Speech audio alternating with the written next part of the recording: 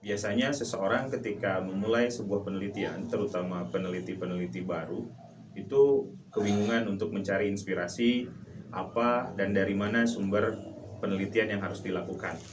Berikut saya akan memberikan beberapa tips.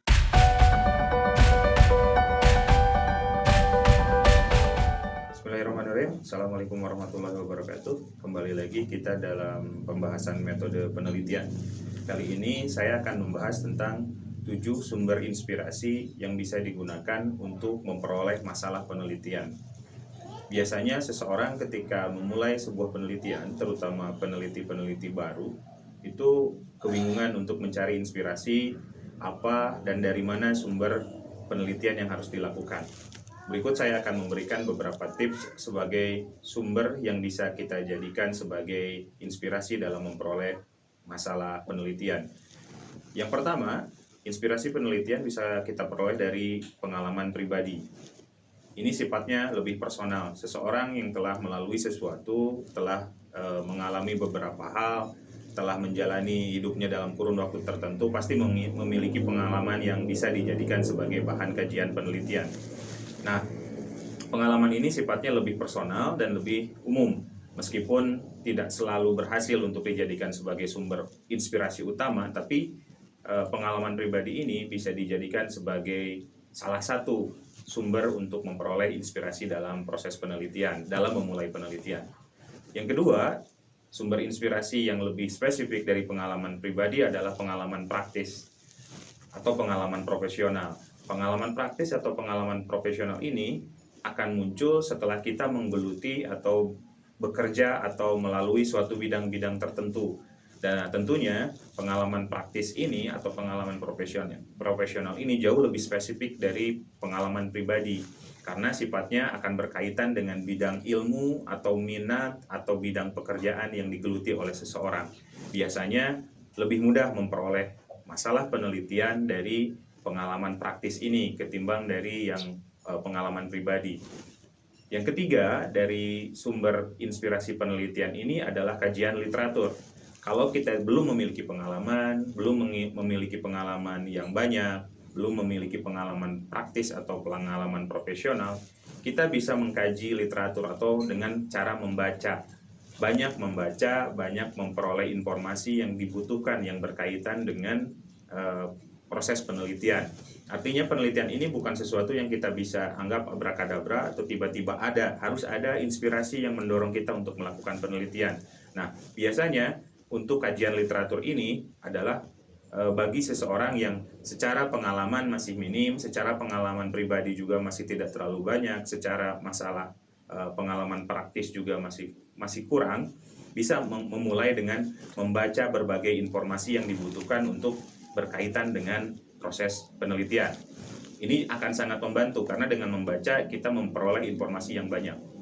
Selanjutnya, sumber inspirasi berikutnya yang bisa kita jadikan sebagai bahan untuk memulai sebuah penelitian adalah kita mengkaji penelitian-penelitian terkait.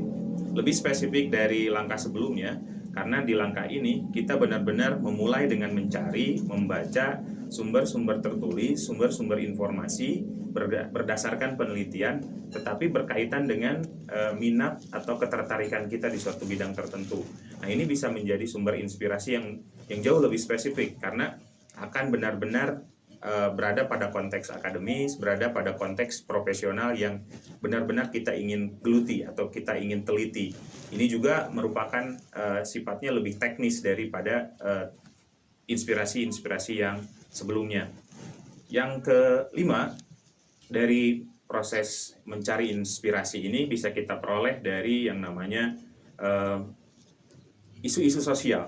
Isu-isu sosial yang sedang berkembang, masalah sosial yang sedang booming, sedang banyak dibicarakan, itu juga bisa menjadi sumber inspirasi bagi seseorang untuk memulai penelitian.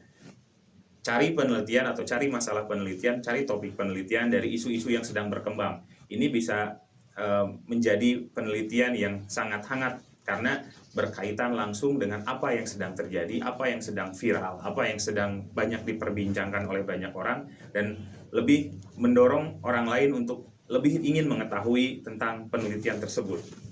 Yang kemudian yang keenam, dari proses mencari inspirasi penelitian itu kita bisa mengambil dari yang namanya brainstorming. Brainstorming ini adalah proses berdiskusi, proses mencari pendapat, proses mencari ilmu dari orang-orang yang dianggap sebagai satu bidang. Kita bisa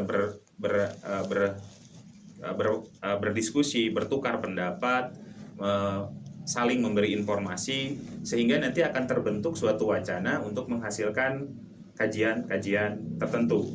Selanjutnya, langkah yang ketujuh, ini adalah pendekatan teoretis. Artinya kita memulai untuk mencari masalah penelitian dari teori-teori besar, teori-teori yang sudah dikemukakan oleh ahli sebelumnya, dari teori-teori yang sudah terdapat di bidang ilmu tertentu, sehingga kita bisa mulainya dari proses yang sesuatu yang memang sudah banyak dikaji oleh para ahli, banyak sudah dikemukakan oleh para ahli. Nah, inspirasi-inspirasi ini harus kita jadikan sebagai bahan, bisa kita jadikan sebagai bahan ketika kita ingin memulai penelitian. Karena mencari topik, mencari masalah penelitian adalah sesuatu hal yang tricky. Kadang bisa dianggap mudah, kadang bisa dianggap sebagai sesuatu hal yang rumit. Kembali lagi, setiap orang mungkin punya background knowledge yang berbeda, tergantung pada kapasitas, keahlian, atau kemampuan orang tersebut dalam menyikapi, dalam mencari inspirasi penelitian ini. Yang jelas, 7 tips tadi bisa dijadikan sebagai bahan ketika kita ingin memulai sebuah penelitian. Kita bisa memulai mencari dari 7 hal tersebut yang bisa kita jadikan sebagai bahan dalam memulai penelitian kita. Berdasarkan 7 inspirasi penelitian tadi, kita bisa mengambil salah satu atau beberapa yang bisa kita jadikan sebagai sumber inspirasi penelitian kita. Itu tergantung pada background knowledge, tergantung pada pengalaman, tergantung pada keahlian, tergantung pada minat kita yang telah kita pilih dalam memulai sebuah proses penelitian.